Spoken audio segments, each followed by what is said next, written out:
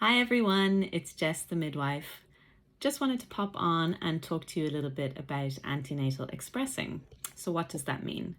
Basically, it's learning how to hand express colostrum, which is the first milk that your breasts produce, and doing this while you're still pregnant, so from about 36 weeks onwards.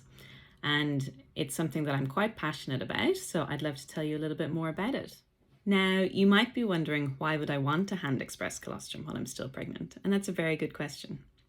So you might already know that you are going to have a cesarean section, or maybe you already know that you and your baby are going to be separated for a period of time after your baby arrives, or maybe you have a special medical condition.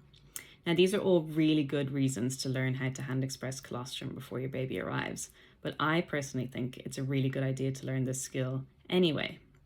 So we would only recommend it from 36 weeks onwards, and I would always advise you to check in with your care provider to make sure that it's safe to do so. So one of the reasons why I think it's such a good idea to learn how to hand express is it helps you to get familiar with your breasts. You might be the kind of person that doesn't really pay much attention to them at all, but once your baby arrives and you start breastfeeding, you're going to get very familiar with them. So why not do that before your baby arrives?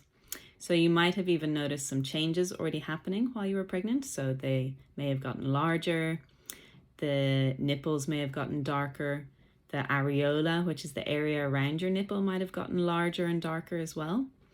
And you might have even noticed some colostrum leaking. So this might have happened from about 16 weeks onwards, and that's great. But also don't worry if that hasn't happened. So there's a few things that you can do to help the colostrum to flow. Have you heard of the hormone oxytocin? It's also known as the love hormone. So anything that helps oxytocin to flow is going to help the colostrum to flow. So things like watching a funny movie, eating a square of dark chocolate, getting a shoulder massage from your partner, listening to your favorite music. Anything that makes you happy and relaxed is going to help oxytocin to flow. And the next thing we're going to do is massage the breast. So I'm going to introduce you to my friend Betty the Breast, and we're going to demonstrate on her how to massage. So you can either use the pads of your fingers or the back of your knuckles, and that's up to you, whichever feels more comfortable.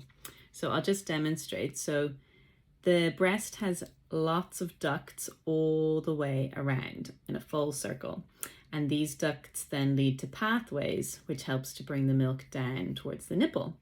So you can massage the entire way around the breast, all the way underneath and around, using the pads of your fingers or the knuckles like this. And this just helps to release the milk. One really good way to help the milk to flow is with heat. So if you wanted to get into the shower beforehand and let the warm water flow down onto the breasts, this will really help. But if you didn't want to have a shower, you could also just use a warm flannelette and place it over the breasts for maybe 5 minutes. And you can also massage while the flannellette's on the breast. And the next step, how to actually express. So you can make a C shape with your hand, and you want to have the thumb above the areola and the rest of the fingers below the areola. And you're going to press back into the breast and down towards the nipple. Press back into the breast, down towards the nipple.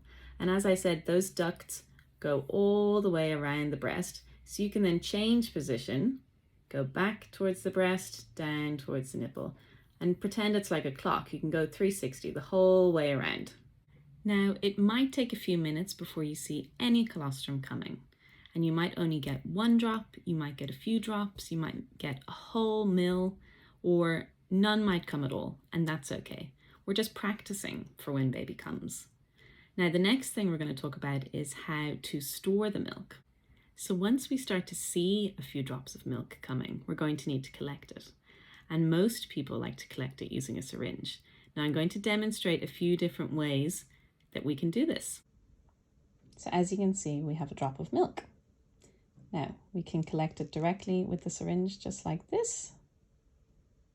So another way we can collect the colostrum is we can take the plunger out we can place a cap on the bottom, and then we can just collect it directly from the breast. So I'll show you. So if we express a drop, and then we just collect it like this.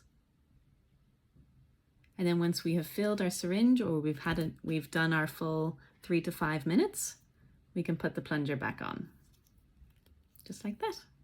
Some people might find it a little bit tricky to express into a syringe or to collect it with the syringe straight away. So what they can do is use a sterile cup and express directly into the cup and then draw it up with the syringe afterwards. And once you have collected your milk in your syringe, what you can do is put a label on it with your name and the date and the time that you collected the milk. And then you can pop it into the freezer, and it can stay in there for up to 3 months. And that is the basics of how to hand express colostrum before your baby arrives. So if you enjoyed this video and you'd like to learn more about breastfeeding before your baby arrives, why not pop over to my website, www.jessthemidwife.com, and sign up to my Breastfeeding 101 class, and you can learn all the basic tips and tricks before your baby arrives.